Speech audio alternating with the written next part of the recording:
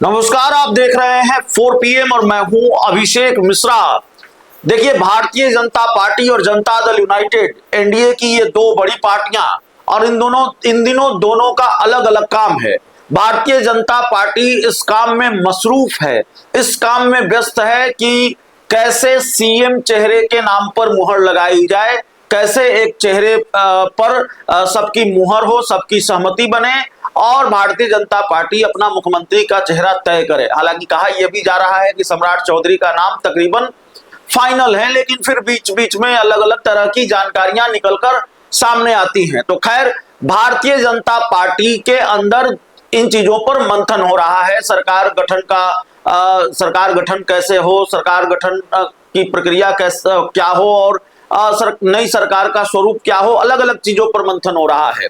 और दूसरी तरफ जनता दल यूनाइटेड का एक ही काम है पिछले कुछ दिनों से, भारतीय जनता पार्टी का ब्लड प्रेशर कैसे बढ़ाया जाए, भारतीय जनता पार्टी की टेंशन कैसे बढ़ाई जाए, भारतीय जनता पार्टी की चिंताएं कैसे बढ़ाई जाए। और खासकर पिछले कुछ घंटों में तो एक नहीं कई उदाहरण सामने आए हैं। अभी सुबह सुबह नीरज कुमार का एक वीडियो सामने आया है और नीरज कुमार की तरफ से एक पोस्टर जारी किया गया है। जेडीयू के मुख्य प्रवक्ता हैं, नीतीश कुमार के करीबी नेताओं में से एक हैं, वरिष्ठ नेता हैं जनता दल यूनाइटेड के।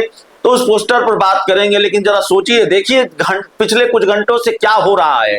15 अप्रैल का मुहूर्त तय कर दिया गया कि बिहार में नई सरकार का गठन 15 अप्रैल को होगा। 15 अप्रैल को नए मुख्यमंत्री शपथ लेंगे, नीतीश कुमार इस्तीफा देंगे। लेकिन ये सारी चीजें हो गई, लेकिन हुआ क्या? 15 अप्रैल की तारीख अभी गुजरी नहीं है। संभव है कि 15 अप्रैल को सरकार बन जाए, लेकिन हो क्या रहा है बिहार में?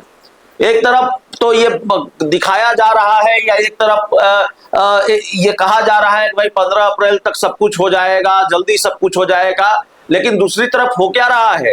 विजय चौधरी दिल्ली में कहते हैं कि नई सरकार, माफ कीजिएगा, कि सत्ता में हिस्सेदारी का जो जेडीयू बीजेपी के बीच फॉर्मूला है वो पहले से तय है। तो विजय चौधरी ये कहते हैं और उनके बयान का मायने यह भी निकाले गए कि भाई जेडीयू बीजेपी का फॉर्मूला तो यही है कि मुख्यमंत्री जेडीयू का होगा, उप मुख्यमंत्री बीजेपी का होगा। तो क्या जेडीयू का मुख्यमंत्री होने जा रहा है? विजय चौधरी से सवाल पूछा जाता है कि भाई सम्राट चौधरी को लेकर उनके नाम पर जेडीयू सहमत है ना, एग्री है ना? तो विजय चौधरी कहते हैं हम क्यों एग्री हो जाएंगे सम्राट चौधरी के नाम पर।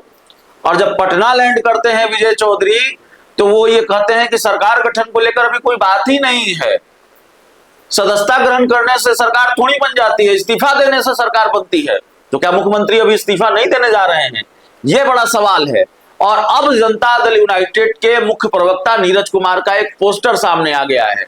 नीरज कुमार के पोस्टर के मुताबिक हाथ में तीर लिए दिख रहे हैं नीतीश कुमार के बेटे निशांत कुमार, और वो पोस्टर आपकी स्क्रीन पर भी है।